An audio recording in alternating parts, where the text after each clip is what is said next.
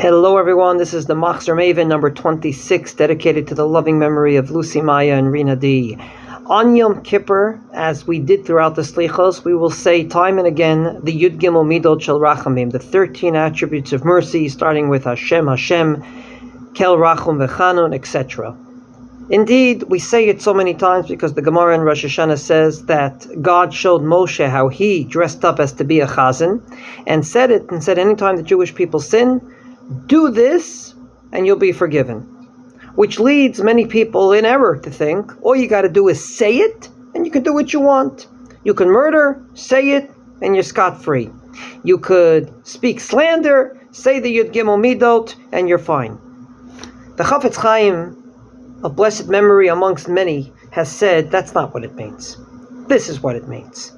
Imagine a guy gives a job to his nephew, says the Chafetz Chaim, and says every day you should do this, that, and the other thing, and here I'm giving you a list so you know exactly what to do.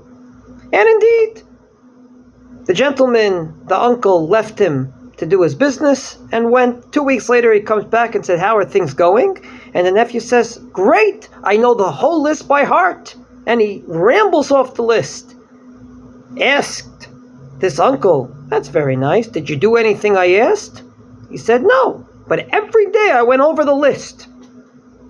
The uncle said, moron, what's the matter with you?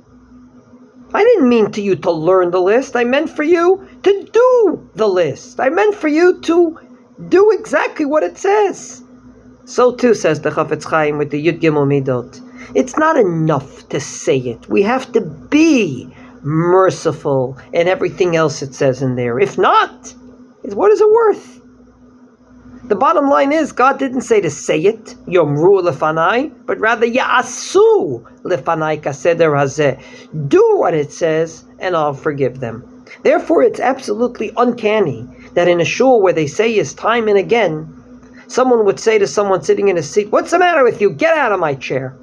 It would be uncanny to believe that in a shul where they say this time and again, someone wouldn't be merciful enough to actually let someone sit in his chair.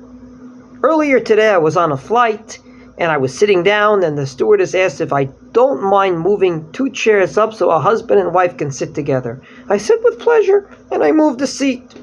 I didn't really mind if I sit here, I sit there. And it's only because of one thing. And it's not extraordinary. We've said Yud Gimel Midot so many times. Wouldn't we be easygoing and allow someone to sit next to her wife or her husband? That's why we say it time and again. Not to say it, but to do it.